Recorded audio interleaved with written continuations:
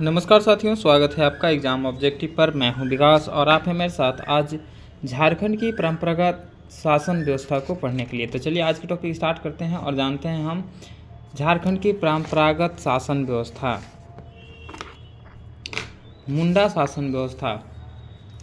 मुंडा जनजाति की शासन व्यवस्था को मुंडा शासन व्यवस्था कहा जाता है। मुंडा शब्द का सामान्य अर्थ विशिष्ट व्यक्ति तथा विशिष्ट अर्थ गांव का राजनीतिक प्रमुख होता है। मुंडा शासन व्यवस्था से संबंधित महत्वपूर्ण पद, संगठन एवं संबंधित तथ्य का विवरण निम्नवत है, उसको बारी बारी से हम लोग देखते हैं। मुंडा शब्द से संबंधित तथ्य इसको देख लेते हैं। यह मुंडा गांव का प्रधान होता है। यह पद वंशानुगत होता है। इसका प्रमुख कार्य ग्रामीणों से लगान वसूलना, गांव की विधि व्यवस्था बनाए रखना तथा गांव के विवादों को निपटारा करना होता है। मुंडाओं द्वारा निर्मित खेत को खुटकट्टी भूमि कहा जाता है तथा इस भूमि को निर्मित करने वाला खुटकटीदार कहलाता है। मुंडा शासन व्यवस्था में खुट का अर्थ परिवार होता है। अगला शब्द है हम लोग को मुंडा हातू या हातू मुंडा। यह ग्राम पंचायत का प्रधान होता है। मुंडा ग्राम पंचायत को हातू कहा जाता है। कई गांवों से मिलाकर बनी पंचायत को परहा या पढ़ा कहा जाता है। पढ़ा पंचायत का प्रमुख कार्य दो या अधिक गांवों के बीच विवाद को निपटारा करना होता है। यह मुंडा जनजाति की शासन व्यवस्था के सर्वोच्च पर अवस्थित होती है। इसे मुंडा जनजाति की सर्वोच्च नगरपालिका, कार्यपालिका तथा विधायिका की संज्ञा दी जाती है। पढ़ा पंचायत का सर्वोच्च अधिकारी पढ़ा राजा होता है। पढ़ा के अन्य प्रमुख अधिकारी कुंवर, लाल तथा करतो होते हैं। पढ़ा के भिन्न विवरण इस तरह से है, जैसे में ठाकुर क्या होता है कि पढ़ा राजा का सहायक होता है। दीवान पढ़ा राजा का मंत्री होता है। पांडे दस्तावेज का रख रखाव करने वाला अधिकारी होता है। बरकंदाज गांव का सिपाही होता है। दरोगा सभा की कार्यवाही का नियंत्रण करता है और लाल सभा का वकालत करता है। अगला है अखड़ा या अखाड़ा। इसमें क्या होता है कि परंपरागत मुंडा शासन व्यवस्था में महिलाओं को उच्च स्थान प्रदान नहीं किया जाता है। पढ़ा पंचायत स्थल को अखड़ा कहा जाता है। यह गांव का सांस्कृतिक केंद्र भी होता है। मुंडा गांव के पंचायत की बैठक का आयोजन अखड़ा या अखड़ा में करते हैं। अगला है मानकी। मानकी क्या होता है? पढ़ा पंचायत के प्रधान को मानकी कहा जाता है तथा यह वंशानुगत होता है। पाहन। मुंडा गांव का धार्मिक प्रधान पाहन कहलाता है। इन कार्यों को संचालन हेतु पाहन को लगान मुक्त भूमि प्रदान की जाती है, जिसे डाली कटारी भूमि कहा जाता है। महतो। यह पाहन का सहायक होता है। यह मुख्यतः गांव में संदेशवाहक का कार्य करता है। भूत खेता। गांव को भूत प्रेत से प्रकोप से बचाने हेतु पाहन द्वारा विशेष पूजा की जाती है। इस पूजा हेतु पाहन को अतिरिक्त भूमि प्रदान की जाती है, जिसे भूत केता कहा जाता है। इसकी उपज या आय से भूत प्रेत की पूजा व्यवस्था का संचालन किया जाता है। पुजार या पनभारा। पाहन का सहायक पुजार या पनभारा कहलाता है। पढ़ा राजा या पढ़ा पंचायत का सर्वोच्च अधिकारी होता है। अन्य तथ्य में देख लेते हैं। इस जनजाति की सर्वोच्च व्यवस्था में दीवान, ठाकुर, कोतवार, पांडे, कर्ता तथा लाल आदि नामक अधिकारी होते हैं, जो पढ़ा राजा को शासन संचालन में सहयोग प्रदान करते हैं। अगला हमारा शासन व्यवस्था है नागवंशी शासन व्यवस्था। इसमें देखते हैं नागवंशी शासन व्यवस्था का इतिहास सबसे पहले देख लेते हैं, इसके बाद आगे देखेंगे। नागवंशी शासन व्यवस्था का प्रारंभ 64 ईसा पूर्व में हुआ था तथा राजा फनी मुकुट राय इस शासन व्यवस्था के प्रथम शासक थे। यह शासन व्यवस्था मुंडा राज के बाद स्थापित किया गया था। फणिमुकुट राय ने सुतियांबे को अपनी राजधानी के रूप में स्थापित किया था। नागवंशी शासक ने मुंडा शासन व्यवस्था में अनुकूल परिवर्तन करते हुए इसे अधिक विस्तृत करने का प्रयास किया।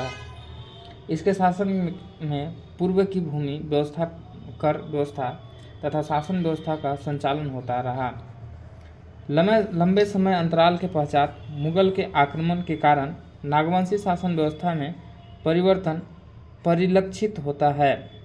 इस परिवर्तन के परिणाम स्वरूप मुगल सेना द्वारा नागवंशी राजाओं से नजराना एक प्रकार का कर लिया जाने वाला लगा। इसके बाद एक नियम व्यवस्था के रूप में स्थापित हो गया तथा इसे मालगुजारी के नाम से भी जाना जाने लगा। इस शासन व्यवस्था में आम रैयतों से कर वसूलना नहीं की जाती थी। परिणामतः संपूर्ण राज्य के कर का भार नागवंशी शासन पर पड़ने लगा। नियमित मालगुजारी नहीं चुकाने के कारण 1615 ईस्वी में मुगल शासक जहांगीर ने नागवंशी शासक दुर्जनशाल को बंदी बनाकर 12 वर्ष तक ग्वालियर के किला में रखा। बाद में बंदी से रिहा होने पर दुर्जनशाल ने 6000 रुपये वार्षिक मालगुजारी देना स्वीकार किया। इस भार को कम करने हेतु नागवंशी राजाओं ने आम जनता से कर मालगुजारी वसूलना प्रारंभ कर दिया। इसे वसूलने की जिम्मेदारी परहा के प्रमुख मानकी को दिया गया।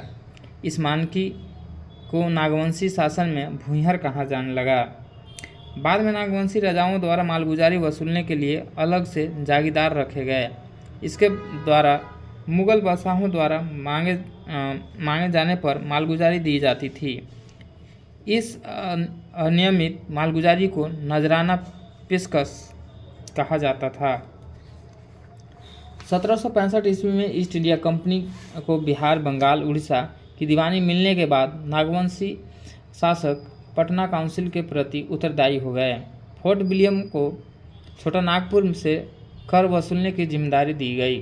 1773 में फिटली को छोटा नागपुर का कलेक्टर बनाया गया ताकि कर की वसूली निर्बाध तरीके से की जा सके।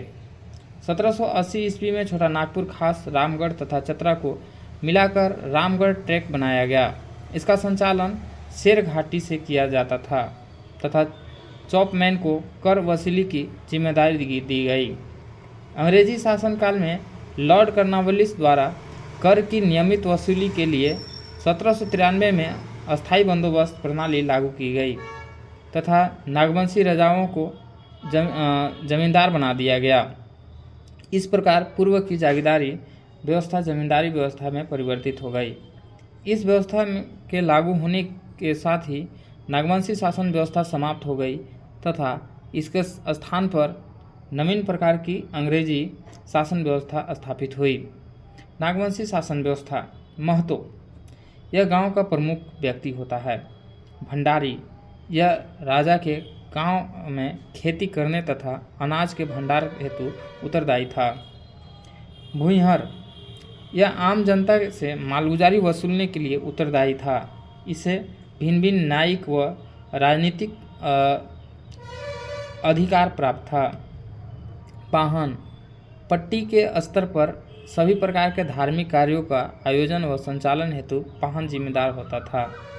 राज्य स्तर पर महाराज, नागवंशी शासन व्यवस्था के लागू होने पर राजा को महाराज शब्द से संबोधित किया जाने लगा। दीवान, यह राज्य का वित्तीय प्रमुख था तथा राज्य के सभी वित्तीय कार्यों के लिए जिम्मेदार था। पांडे, पंच द्वारा या पढ़ा राजा द्वारा लिए गए निर्णय को लोगों तक पहुंचाने की जिम्मेदारी पांडे की होती थी। अगला पढ़ा पंचायत शासन व्यवस्था। यह मुख्यतः उरांव जनजाति की शासन व्यवस्था से संबंधित है। यह शासन व्यवस्था मुंडा जनजाति की शासन व्यवस्था से मिलती जुलती है। पढ़ा पंचायत शासन व्यवस्था से संबंधित महत्वपूर्ण पद, संगठन एवं संबंधित तथ्य का विवरण निम्नलिखित है। महत्वपूर्ण पद या शब्द उसको देख लेते हैं, एक तरफ संबंधित तथ्य देख लेते हैं। पहले नंबर पहला शब्द है महतो। महतो से संबंधित क्या क्या तथ्य है उसको देखते हैं। महतो, इस शासन व्यवस्था में प्रत्येक गांव का एक प्रधान होता है जिसे महतो कहा जाता है। यह गांव के स्तर के मामलों का निपटारा करता है। इस कार्य में गांव के अनुभवी व बुजुर्ग लोग ग्राम प्रधान की सहायता करते हैं।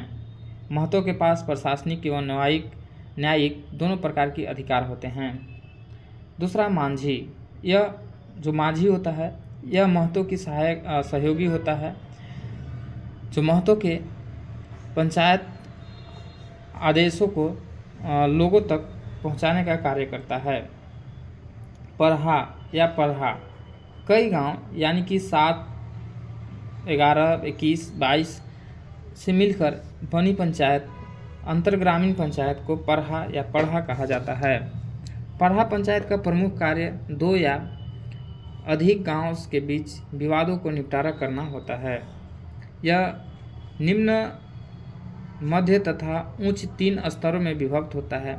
निम्न तथा मध्य स्तर के पंचायत में फैसले को निपटारा न होने पर उच्च पंचायत द्वारा निर्णय लिया जाता है। पंचायत की कार्यवाही में पुरुष के साथ साथ महिला भी सहभागी होती है। पढ़ा राजा।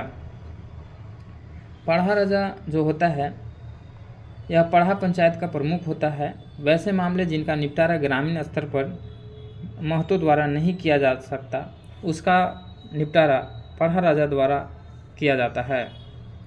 पढ़ा दीवान, यह सर्वोच्च पदाधिकारी है जो सर्वोच्च न्यायालय की तरह कार्य करता है। यह सभी पढ़ा राजाओं के ऊपर होता है तथा इसके बीच समन्वय बनता है। पढ़ा राजा द्वारा निर्णीत मामले को पढ़ा दीवान के हस्तांतरित कर दिया जाता है। पाहन। पाहन यह गांव का धार्मिक प्रधान होता है। गांव के सभी धार्मिक अनुष्ठान, पूजा पाठ, पर्व त्यौहार, शादी विवाह आदि से संबंधित कार्यक्रमों का संचालन पाहन द्वारा किया जाता है। यह पद किसी शादीशुदा व्यक्ति को मिलता है। पाहन को दी जाने वाली भूमि पहनई भूमि कहलाती है। शुरुआत में पाहन का प्रमुख कार्य गांव के सभी प्रशासनिक व धार्मिक कार्यों का संपादन करना था तथा इससे संबंधित कुल को पाहन खूट कहा जाता था। बैगा, इसे बैदा भी कहा जाता है। यह पाहन का सहयोगी होता है। यह सामान्यतः ग्रामीण देवी देवताओं का पूजा कर उन्हें शांत करने का कार्य करता है। महतो के कार्यभार पूर्व बैगा ही गांव का पुरोहित एवं लैकिक प्रधान था। अगला है डाडा या पढ़ा। यह कई गांवों को मिलाकर बनाया गया संगठन है। इसमें पढ़ा के प्रत्येक गांव को सदस्यता के रूप में अधिकार है, दर्जा दिया गया है। इसमें पर्दे के अनुरूप सदस्यों को अधिकार, कर्तव्य और पहचान चिन्ह प्रदान किया जाता है। पढ़ा पंच। अब इस आश्विन पूर्णिमा के दिन इसका आयोजन किया जाता है। दूध भैया गांव। यदि कोई गांव संबंधित पढ़ा से बिना संबंध विच्छेद किए किसी अन्य पढ़ा से संबंध होना चाहता है तो उसे दूध भैया गांव कहा जाता है। जब दूध भैया गांव नए पढ़ा में शामिल होता है तो वह अंतर पढ़ा बन जाता है। अन्य तथ्य में देख लेते हैं। इस शासन व्यवस्था के अंतर्गत पढ़ा में शामिल एक गांव को पढ़ा राजा गांव, दूसरे गांव को दीवान गांव, तीसरे गांव को पनेर गांव, चौथे गांव को कोटवार गांव तथा शेष को प्रजा गांव कहा जाता है। अगला है माझी शासन, माझी प्रांगणा शासन व्यवस्था। इसको भी देख लेते हैं।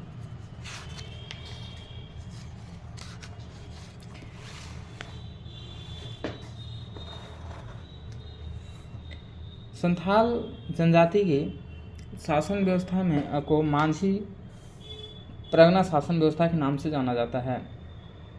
अन्य सामाजिक व्यवस्था की ही भांति इस व्यवस्था में भी शासन व्यवस्था को सुचारू रूप से संचालित करने हेतु सामूहिक एवं पारिवारिक जीवन से बचपन से ही नियमों एवं उपनियमों की सीख प्रदान की जाती है। इसकी अवहेलना करने पर पंचायतों द्वारा भिन्न भिन्न प्रकार के दंड प्रदान किए जाते हैं। इसमें शारीरिक तथा आर्थिक दोनों प्रकार के दंड सम्मिलित हैं। संथालों ने इस शासन व्यवस्था को सौरिया पहाड़िया जनजाति से ग्रहण किया है, जिसकी राजनीतिक शासन व्यवस्था अत्यंत लोकतांत्रिक थी। माझी परगना शासन व्यवस्था से संबंधित महत्वपूर्ण पद संगठन संबंधित तथ्य का विवरण निम्नलिखित है, उसको देख लेते हैं। मांझी। इस शासन व्यवस्था में प्रत्येक गांव की एक पंचायत होती है, जिसका प्रधान मांझी कहलाता है। यह गांव के शासन व्यवस्था के संचालन हेतु प्रमुख रूप से उत्तरदायी होता है। मांझी के सफलतापूर्वक शासन संचालित करने हेतु भिन्न भिन्न प्रशासनिक एवं न्यायिक प्रक्रिया अधिकार प्राप्त होता है। यह ग्राम पंचायत के माध्यम से जमीन जायदाद, तलाक, आपसी झगड़े आदि समस्याओं का समाधान करता है। मांझी हत्या जैसे गंभीर अपराध को छोड़कर गांव को लगभग सभी मामलों का निपटारा करता है। हत्या के मामले में सरकारी हस्तक्षेप अनिवार्य होता है। मांझी को लगान वसूलने से लेकर विवाह संबंध स्थापित करने तक का अधिकार प्राप्त होता है। प्रमाणिक या प्राणिक।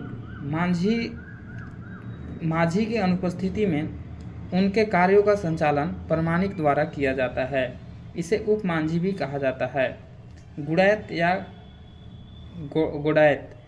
यह मांझी की सचिव के रूप में कार्य करता है। ग्रामीणों को किसी उत्सव या कार्यक्रम की जानकारी पहुंचाने का कार्य गुड़ैत द्वारा ही की जाती है। यह लोगों को भिन्न भिन्न अवसर पर एक स्थान पर एकत्रित करते हैं। यह गांव के परिवारों से संबंधित सूचना भी एकत्रित करता है। शासन संबंधित कार्य को सुचारू रूप से संचालित करने के लिए मांझी की सहायता करने हेतु एक सहायक होता है, जो जोग मांझी कहा जाता है। यह जन्म तथा विवाह संबंधित मामलों पर महत्वपूर्ण सलाह देने का कार्य करता है। साथ ही यह विवाह संबंधित मामलों को सुलझाता है। जोग प्राणिक।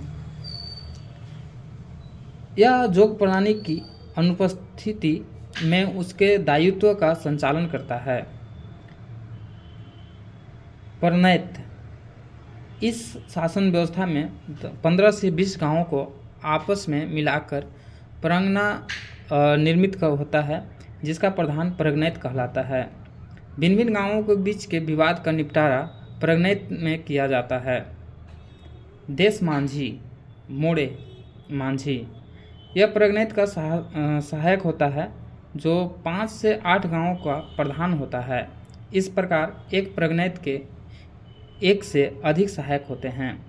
जो मामला मांझी द्वारा नहीं सुलझाया पता है, उसे देश मांझी को भेज दिया जाता है तथा देश मांझी की पंचायत में अनसुलझे मामलों की परगनैत के स्थानांतरित कर दिया जाता है। इस प्रकार यह व्यवस्था लोकतांत्रिक राजनीतिक प्रणाली की समरूप प्रतीत होती है। दिसुम परगना।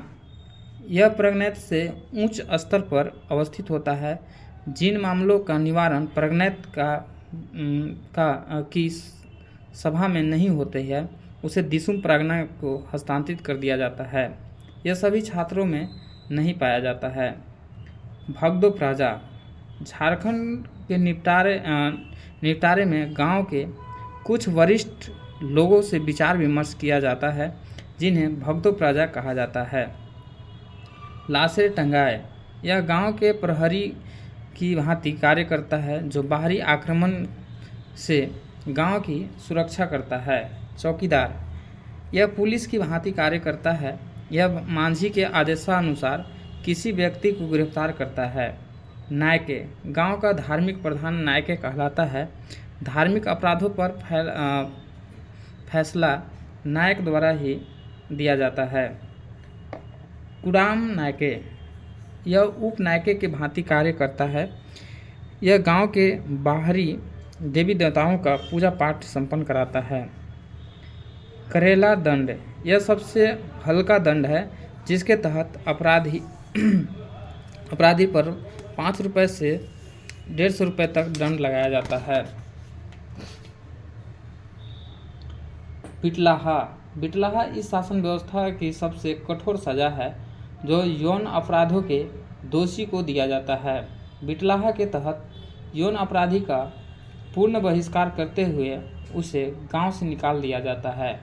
दोषी द्वारा क्षमा याचना करते हुए पूरे गांव को जाति भोज देने के बिटलाहा को सजा को समाप्त करने की प्रावधान है। लोबरी सेंद्रा। यह इस शासन व्यवस्था में सर्वोच्च न्यायिक संस्था होती है। सेंद्री बयासी। यह इस शासन व्यवस्था से शिकार परिषद होता है। अगला है मुंडा मानकी शासन व्यवस्था।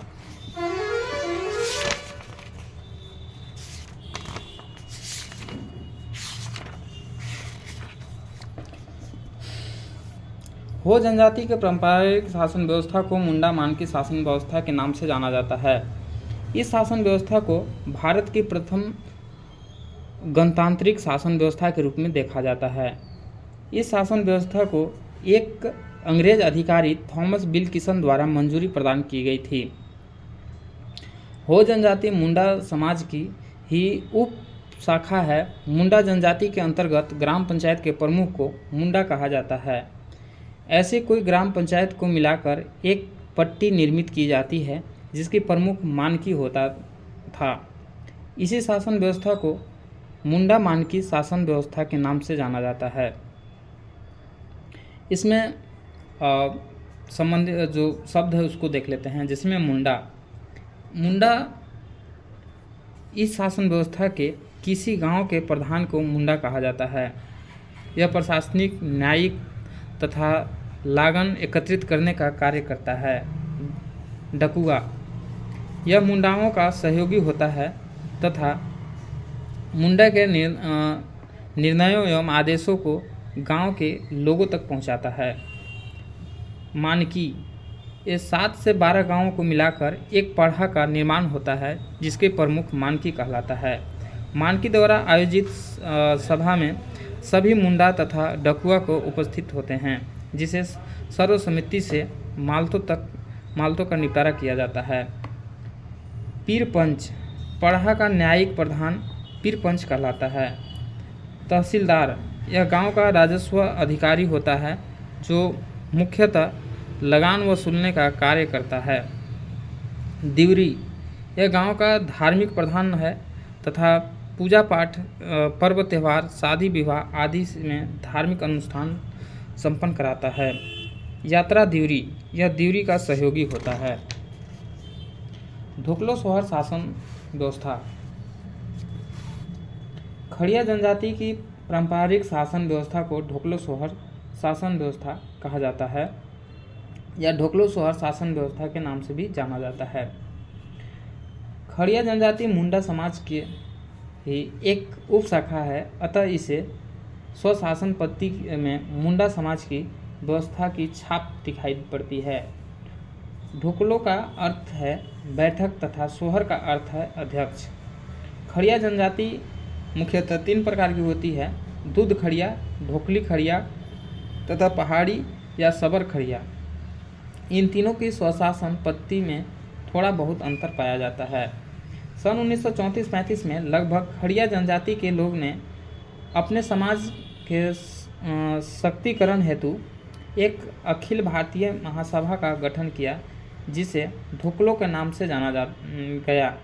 ढोकलो सोहर महासभा द्वारा जाति प्रथा का समर्थन किया गया, जबकि इस समिति के पंचायती राज व्यवस्था का विरोध किया गया।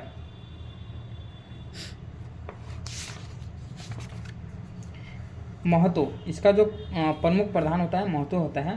परंपरागत रूप से जिन लोगों के गांव बसाया था उसे महतो कहकर संबोधित किया जाता है। महतो को गांव का मुख्य व्यक्ति के नाम से जाना जाता है। यह पद सामान्यतः वंशानुगत होता है। गांव वालों की सहमति से महतो को बदल भी जा सकता है। गांव के पंचायत में महतो अनिवार्य रूप से भाग लेते हैं तथा किसी दंड संबंधित फैसले में महतों की भूमिका महत्वपूर्ण होती है। पहाड़ी खड़िया गांव के प्रधान को दंडिया तथा धार्मिक प्रधान को डिहुरी कहा जाता है। डिहुरी धार्मिक कार्य के साथ साथ दंडिया के कार्य में भी सहयोग करते हैं। छंदिया खड़िया गांव के ग्राम पंचायत को छंदिया कहा जाता है। छंदिया के मुखिया को प्रधान कहा जाता है। नेगी यह गांव के मुखिया की सहयोगी होता है। एक और नेगी होता है, यह गांव का मुखिया का संदेशवाहक होता है। धीरा खड़िया समाज के जातीय पंचायत को धीरा कहा जाता है तथा इसका प्रमुख बंदिया कहा जाता है। खूंट अंतरग्रामीण 2 या 2 से अधिक गांव से संबंधित विवादों के निपटारा हेतु सभी गोत्र के गांवों द्वारा मिलकर एक क्षत्रिय प्रशासन तंत्र निर्मित किया जाता है जिसे खूंट कहा जाता है। यह अगला है करटाहा। यह शासन व्यवस्था के संचालन के प्रमुख भूमिका निभाता है। 20 से 25 गांव के लोग पंचायत में किसी योग्य व्यक्ति को इस पद पर नियुक्त करते हैं। इस पद का किसी ईमानदार, न्यायिक, बुद्धिमान एवं सामाजिक रीति रिवाज के जानकार व्यक्ति को ही नियुक्त किया जाता है। यह पद वंशानुगत नहीं होता है तथा करटाहा को किसी प्रकार का वेतन प्रदान नहीं किया जाता है। यह गांव की शासन व्यवस्था को संचालित करता है तथा गांव के विवाद तथा अन्य समस्याओं का समाधान करता है। प्रत्येक गांव का करटाहा अपने गांव के से संबंधित घटनाओं तथा समस्याओं की सूचना सोहर को देने का कार्य करता है। यह भिन्न भिन्न विवाद के फैसले से राजा को अवगत भी कराता है। यह पूजा पाठ द्वारा उन परिवारों को शुद्धिकरण भात भीतर का कार्य भी करता है जिसे अशुद्ध घोषित किया गया है। यौन संबंधित अपराधों की दशा में दोषी व्यक्ति को पिटलाहा की सजा देकर उसे समाज से बहिष्कृत किया जाता है। नियमों की अवहेलना करने पर करटाहा को पद से हटाया जा सकता है। करटाहा के ऊपर के पदाधिकारी को क्रमशः रेड परगना राजा तथा खड़िया राजा कहा जाता है।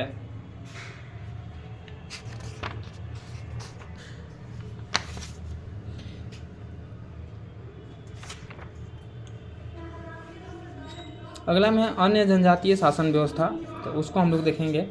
उसमें है 33 प्रकार के जनजाति है, जैसे झारखंड के कुल 33 जनजातियां हैं। नवीन जनजाति जो है पुरान है और तथा इन सभी जनजातियों के स्वशासन व्यवस्था विद्यमान है। इनमें से प्रमुख जनजातीय स्वशासन व्यवस्था से संबंधित महत्वपूर्ण तथ्य को विवरण पीछे के अध्याय में दिया जा चुका है। अन्य जनजाति की व्यवस्था के संबंधित महत्वपूर्ण तथ्यों को ध्यान में रखना परीक्षा की दृष्टि से अत्यंत उपयोगी होगी। इसका संक्षिप्त व सारणीबद्ध विवरण आगे है। लोहरा या लोहार जनजाति हो गया। इस जनजाति की कई संगठित शासन व्यवस्था नहीं है, परंतु अब जातिगत समस्याओं को सुलझाने हेतु इनकी जाति पंचायत होती है। 2 गांवों के बीच के विवादों को निपटारा किसी खास मौके पर निर्मित अंतर्गत परिषद के द्वारा किया जाता है। उस तरह से भूमिज है, महली है, माल पहड़िया है, सौरिया पहड़िया, करमाली पहड़िया और कोरवा, असुर, बिरहोर, बिजरिया, सबर और खोंड, बथुडी, किसान, बाजरा और बिंझिया, गोंड, चेरो, चीक बड़ाई और बिंदिया इस तरह की जनजाति है। बिंदिया जनजाति के बारे में बताएं तो इस जनजाति की व्यवस्थित शासन प्रणाली पाई जाती है। गांव स्तर पर निर्मित पंचायत का मुखिया प्रधान कहलाता है। इसे महतो भी कहते हैं। गांव के स्तर पर सभी मालतों का निपटारा प्रधान ही करता है तथा इसका सहयोगी गोड़ैत कहलाता है। कई गांवों को आपस में मिलाकर अंतर ग्रामीण पंचायत का गठन किया जाता है जिसका मुखिया सरकार कहलाता है। बेदिया जनजाति के समाज के सर्वोच्च स्तर पर निर्मित पंचायत के प्रमुख को प्रगणैत कहा जाता है। इस जनजाति के शासन व्यवस्था के सभी पद वंशानुगत होते हैं। और उसी तरह से हो गया कारो, गुड़ैत, कंवर, कोल, खरवार और बैगा। तो इस तरह से हमारे टोटल जनजाति 33 हैं, तो सभी का अलग अलग शासन व्यवस्था है। अगला हमारा जो टॉपिक होगा झारखंड के भूमि संबंधी कानून।